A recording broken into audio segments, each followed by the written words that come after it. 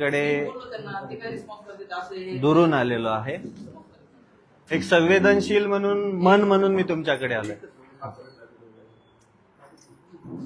काही प्रॉब्लेम नाही, मी दिवस काढलेला आहे याच्यासाठी. मी खात्री हे करतो 100%.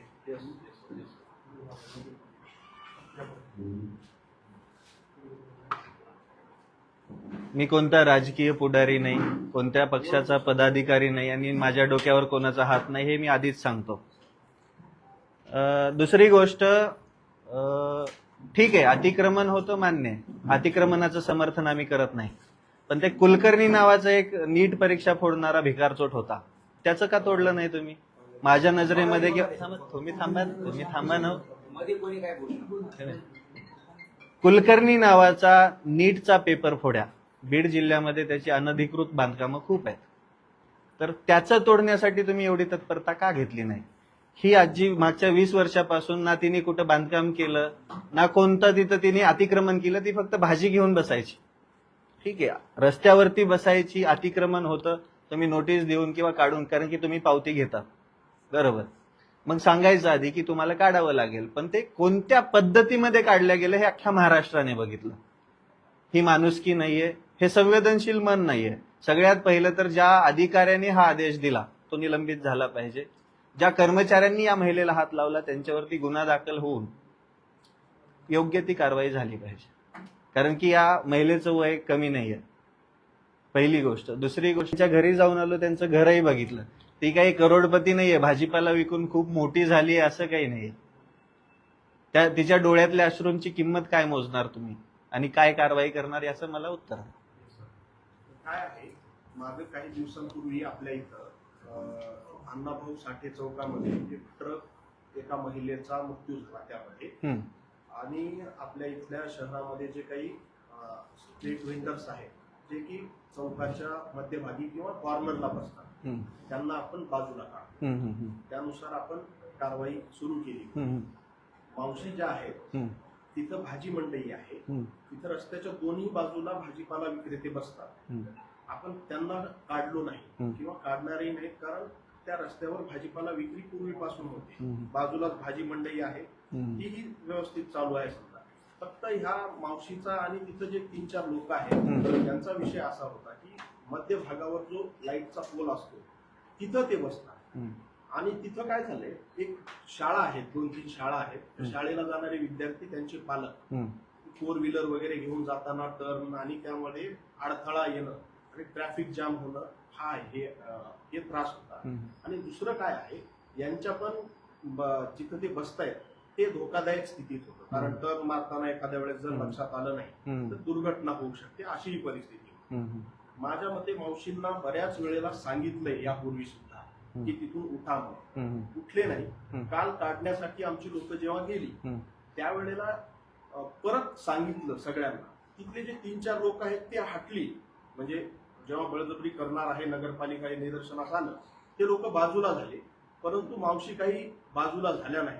म्हणून त्यांचा माल आमच्या लोकांनी आमच्या गाडीमध्ये टाकला. ऍक्च्युअल ते तसं टाकणं चुकीचं आहे, कारण त्या नाश व्हायला लागल्या, कुठंतरी भाजीपालाची नासाडी होते, हे चुकीचं आहे. परंतु ती जी जागा आहे त्या जागेवर बसणंही चुकीचं. यांना आपल्याला मी तुम्हाला पहिल्यांदा काय म्हणलं, अतिक्रमण करणं हे चुकीचं आहे, पण ज्या पद्धतीमध्ये तुम्ही त्या महिलेला हॅरॅस केलं हे कोणत्या कायद्यामध्ये, कोणत्या कानूनमध्ये, कोणत्या माणुसकीमध्ये बसतं हे आम्हाला सांगा. 100%च नाही. मला ते झाल्या आमच्या त्याच कर्मचाऱ्यांनी व्हिडिओ. मी काय म्हटलं, मी त्या आजींना आता म्हणतो की आजी तिथं अतिक्रमण करायचं नाही, बसायचं नाही. पण हे जे 20 वर्षापासून वेंडर आहेत, आजी मला म्हटल्या की मी लग्न व्हायच्या आधीपासून तिथं भाजी विक्री करते, मग तुम्ही त्याला पर्यायी व्यवस्था का बघितली नाही आजपर्यंत? मग त्या इम्पॉर्टन्स नाहीयेत का? तुम्ही त्यांच्या जीवाला धोका होता म्हणून तुम्ही गेलात तिथं, पण तुम्हीच त्यांच्या जीवाला धोका निर्माण केला. मला तेच म्हणायचं आहे, 100 त्यांना तिथून उठवणं हे बरोबरच आहे. परंतु ते जे भाजी उचलून फेकली ते मला त्याच दिवशी आमच्या लोकांनी व्हिडिओ टाकला. मी त्याही वेळेला म्हणलो की असा मूर्खपणा करू नका, असलं करणं योग्य नाही, कारण ती भाजीपाला आहे, त्याचा नासधूस करणं योग्य नाही. भाजीपाला ऐका ना, भाजीपाला ऐका ना, मला एक गोष्ट सांगा, गरीबाची 2 रुपयाची जुडी त्याच्यासाठी खूप मौल्यवान असते साहेब. काय आपण काय म्हणतात ना, आता आमची परिस्थिती बदलली, पण आम्ही परिस्थिती बदलली म्हणजे खूप पैशावाले झालो नाहीत, फक्त समाजामध्ये वावरून त्यांचं दुःख समजलं. आम्ही जेव्हा लहान होतो ना, आमच्या आईवडिलांचे कष्ट आम्हाला माहिती आहेत शेतामधले, त्याला पिकवायला काय लागतं, त्याचसोबत प्रत्येक माणसाचा त्रास माहिती आहे. आणि प्रत्येक वेळेस गरीबावरतीच का? मला फक्त एक प्रश्नाचं उत्तर द्या, कुलकर्ण्याचा विषय किती दिवसापासून आलाय? कुलकर्णीचाही त्या दिवशी त्यांना अटक झाली, हम्म. त्याच्या नेक्स्ट डे आम्हाला ह्याच्यातून कळालं की त्यांचं जागेत काम आहे. ऍक्च्युअल 5-6 लोकांनी मिळून एक प्रॉपर्टी आहे, त्या पी.व्ही. कुलकर्णी हे पण नाव आहे.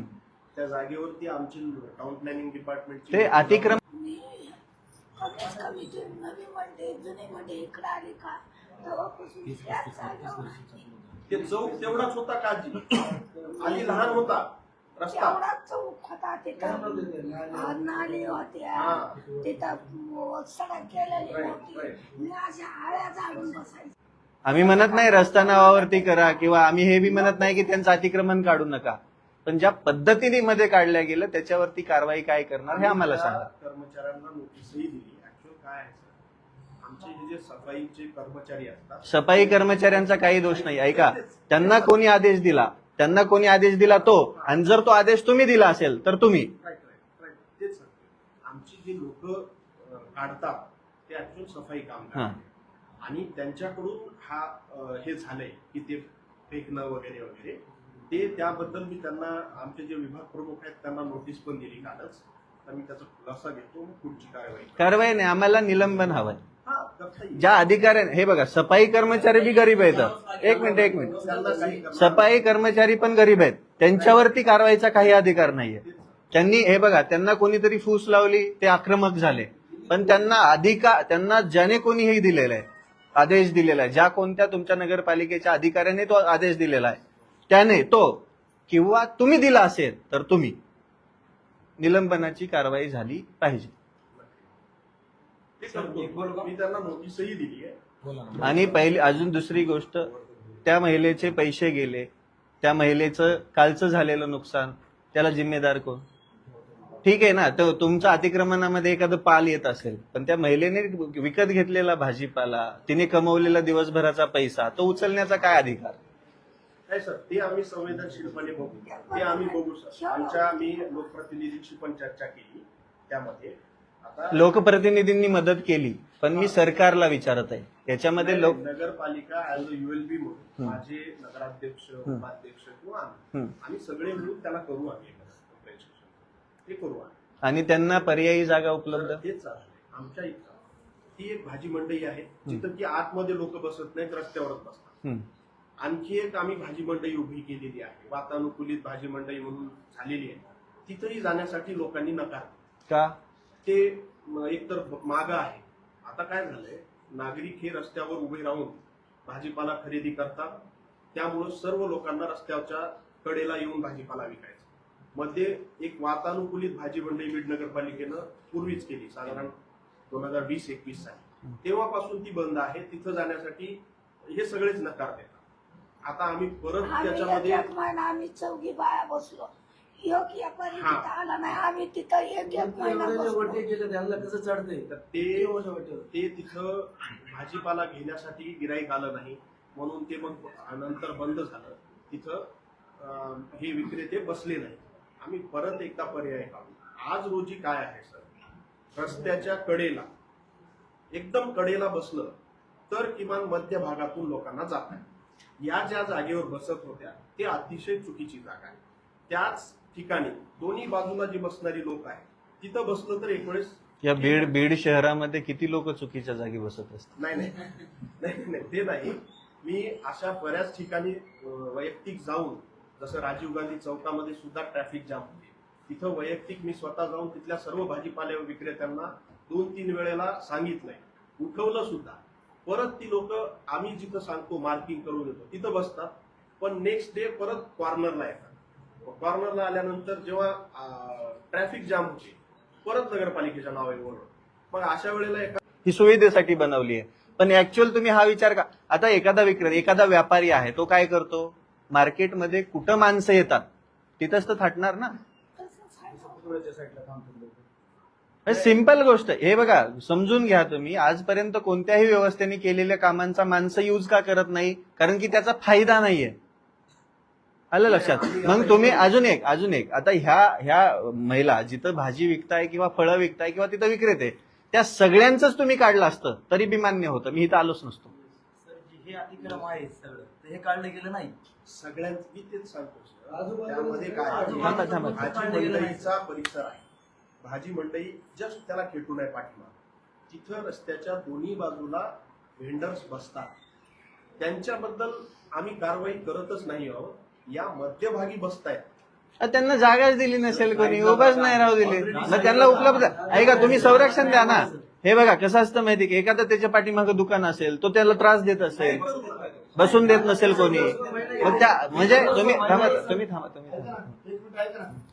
हा मुलगा काल व्हिडिओमध्ये आहे. व्हिडिओमध्ये आहे हा मुलगा कालचा. मी बोलतोय 2च मिनिटं. कोणी बी असू द्या. आता त्यांनी जे फोटो दाखवताय, तुम्ही म्हणता की रस्त्याच्या कडेला बसलं तर आम्हाला काही अडचण नाहीये. या महिलेला तुम्हाला वाटतं का कोणी बसून देईल? नाही करू आपण. 5,000 रुपये महिना मागतात तुम्हाला. 15-20,000 रुपये महिना थांबा रे. शाळेच्या समोरची जी जागा आहे तिथं महिना मागत होतं. मला म्हणलं तुम्ही 5 द्या, म्हणलं माझी ताकद नाही. मंडीमध्ये बांधून दिलं का त्याला दुसऱ्यानेच कब्जा केला. साधं एक कॅरेट टमाट्याचं ठेवलं का आपण तर त्यांचं इतकं बोलणं ऐकावं लागतं. रिक्वेस्ट करून मग ते कसं तरी पाठीमागे ठेवावं लागतं. आणि जागा नगर परिषदेची पण पैसे ते खातात. मग माझ्यासारख्या तुम्ही घरदार तर बघितलंय माझं. मला घर ते काढून नाही घर. व्यवस्था आहे, legally tender आहे बरं का. कसे केलं मागच बघ. याचा पावत्या येतं. तिने 5 लग्न केले आणि सर सांगतो त्या जागेवर तिथं जे बाकीचे लोक बसतायत तशा पद्धतीने मी एक जागा सांगतो. तिथं तुम्ही बसलात, बघतो पैसे कोण मागते ते. जर सरकारी जागेवर असेल तर मग बाकीच्यांना पैसे देण्याचा काही प्रश्न नाही. काय सर, समज legally tender आहे तिथलं ते. दुकानात लिगली टेंडर कशाचा आहे? बाजारामध्ये बसणारे जे कर विक्री ते असतं, त्यांना ते 5 टेंडर. रुपये, 10 रुपये हा, घेण्याचा ते वेगळा विषय. ते वेगळा. आणि आपलं जे ओटे आहेत मधले तिथलेच बाजूचे तिथं का बसत नाही? तिथं दुसऱ्याने कब्जा केला सर. बाहेरच्या मंडीवाल्याला ते इंजिन कचरा तर एवढा सर, माणूस असं वास येतो ना. मी काढतो ते.